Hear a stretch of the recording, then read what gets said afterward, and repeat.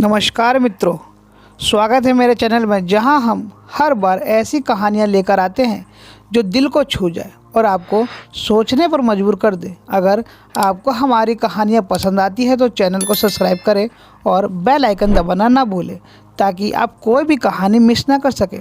दोस्तों, आज की कहानी है साधु और एक विधवा स्त्री की। आइए शुरुआत करते हैं। माधवी अपने छोटे से गांव में रहती थी जहां हर गली में उसे अपने अतीत की यादें घेर लेती। वह अकेली 24 वर्ष की थी, लेकिन विधवा होने का दंश उसे 50 साल बूढ़ा महसूस कराता था। शादी के कुछ महीनों बाद ही उसके पति की बीमारी से मृत्यु हो गई। शादी का लाल जोड़ा अब उसकी अलमारी में गहरी कब्र बन चुका था। गांव की औरतें उसे घूरती, कुछ उसे दया की नज़रों से देखती तो कुछ उसे अपशगुनी मानती। विधवा हो गई इतनी कम उम्र में, भगवान जाने क्या पाप किया होगा। इन तानों ने माधवी को भीतर से तोड़ दिया। वह दिन भर घर में बंद रहती, बाहर निकलती भी तो मंदिर की शरण में ही। मंदिर की सीढ़ियों पर बैठकर वह घंटों ईश्वर से सवाल करती, हे महादेव, आखिर मेरा कसूर क्या था। मंदिर के भीतर साधु माधवन हर सुबह अपने ध्यान में मग्न रहते। गांव वालों के लिए वह ईश्वर का एक रूप थे, लेकिन माधवन का भी अतीत था जिसे उन्होंने मंदिर की 4 दीवारों में बंद कर रखा था। कभी वह अशोक थे, एक साधारण युवक। उन्होंने भी प्रेम किया था, पर उनका प्रेम उनके अपने परिवार ने कुचल दिया। उनका विवाह रुक्मणी नामक युवती से तय किया गया था। वहाँ पर रुक्मणी ने किसी और के साथ भागकर उन्हें और उनके परिवार को बदनाम कर दिया। इस अपमान ने अशोक को संसार से विमुख कर दिया। उन्होंने अपना सब कुछ त्याग दिया और साधु बन गए। साधु माधवन ने मान लिया था कि प्रेम केवल दुख का कारण है। एक सुबह जब माधवी मंदिर के प्रांगण में आई तो उसने माधवन को पहली बार देखा। वह ध्यान मग्न थे, पर उनकी आंखों में अजीब सी शांति थी। माधवी को लगा कि वह उस शांति का हिस्सा बन सकती है। जब माधवन ने अपनी आंखें खोली तो उनकी नज़र माधवी पर पड़ी। उसकी आंखों में छिपे गहरे दर्द ने उनका ध्यान खींचा। तुम हर रोज़ यहाँ आती हो? माधवी ने पूछा। माधवी ने हल्की आवाज़ में कहा, हाँ, यही जगह है जहाँ मुझे लगता है कि कोई मेरी सुन सकता है। माधवन को उसने शब्दों में कुछ अनहोनी सच्चाई महसूस कराई। जब माधवी और माधवन के बीच रोज़ कुछ न कुछ बात होने लगी, माधवन ने माधवी से पूछा, तुम इतनी उदास क्यों रहती हो? माधवी ने अपने पति की मृत्यु और समाज के व्यवहार की कहानी उन्हें सुनाई। क्या तुमने कभी सोचा है कि यह दुनिया तुम्हें क्यों रोकती है? माधवन ने पूछा। शायद मैं कमज़ोर हूँ, माधवी ने जवाब दिया। माधवन ने उसकी ओर देखा और कहा, कमजोरी केवल मन का भ्रम है। तुम मुझसे कहीं ज़्यादा मजबूत हो जितना तुम खुद को मानती हो।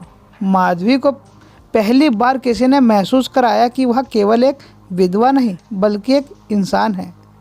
माधवी और माधवन के बीच के संवाद अब आत्मा के स्तर पर जुड़ गए थे। माधवी को उनकी बातों में सुकून मिलता और माधवन को माधवी की उपस्थिति में एक नया उद्देश्य। माधवी ने एक दिन पूछ लिया, आपके चेहरे पर यह शांति कैसे है? माधवन ने उत्तर दिया, शांति भीतर से आती है, लेकिन मैं खुद महसूस करता हूँ कि कुछ अधूरा है।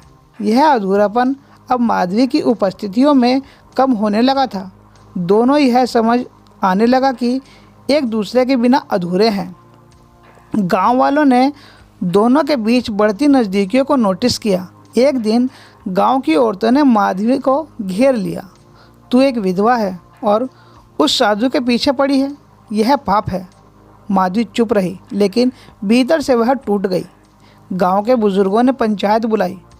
माधवन को बुलवाकर कहा, तुम एक साधु हो, तुम्हें इस तरह किसी औरत से बात नहीं करनी चाहिए।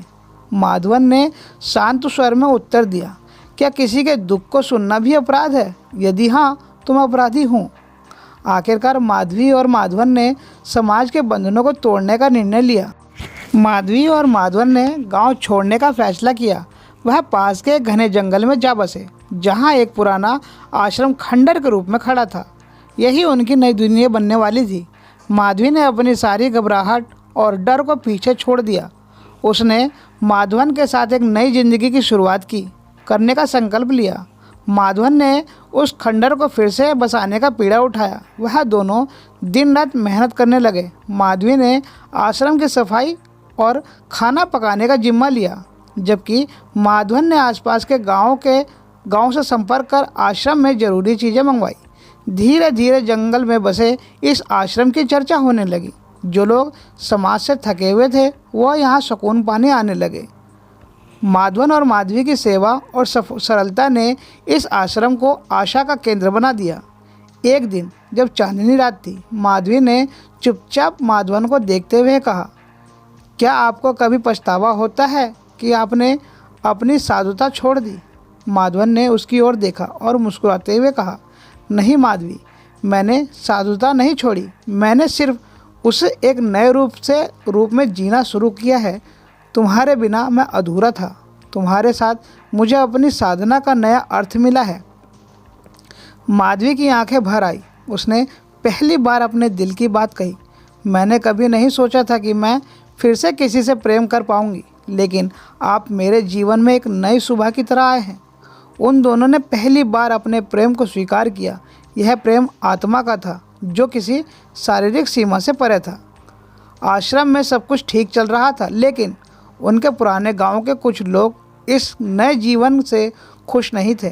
गांव के मुखिया, जिसने पहले ही माधवन और माधवी के खिलाफ पंचायत में आवाज़ उठाई थी, इस प्रेम और नए आश्रम को अपनी मान्यताओं के खिलाफ खतरा मानते थे। एक रात मुखिया और उसके साथी आश्रम पर हमला करने आए। उन्होंने आग लगाने का माधवन और माधवी को सबक सिखाने की योजना बनाई। जब वह आश्रम के करीब पहुँचे तो अचानक जंगल में एक जोरदार आवाज़ गूंज उठी। ऐसा लगा मानो खुद प्रकृति ने इस अन्याय को रोकने की ठानी हो। मुखिया और उसके साथियों को ऐसा आभास हुआ जैसे कोई अदृश्य शक्ति उन्हें रोक रही हो। डर से वह सब भाग खड़े हुए। हालांकि मुखिया और उसके साथी हार मानकर चले गए, लेकिन गांव में अब भी कई लोग उनके खिलाफ थे। वह माधवन और माधवी को पाखंडी और धर्मी विरोधी मानते थे। माधवन ने इस बार फैसला किया कि वह गांव जाकर खुद अपने जीवन और प्रेम के बारे में बात करेंगे। माधवी को यह विचार खतरनाक लगा, लेकिन माधवन ने उसे समझाया, यदि हमने अपने प्रेम को सच्चा माना है तो हमें किसी से डरने की ज़रूरत नहीं।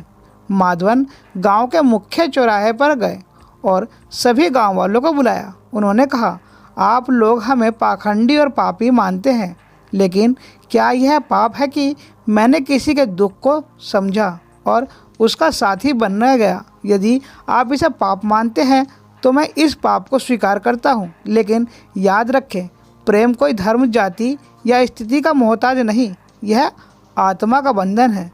उनकी बातें सुनकर कुछ लोग समझ गए, लेकिन कुछ अभी भी विरोध में थे। एक दिन आश्रम में एक वृद्ध महिला आई।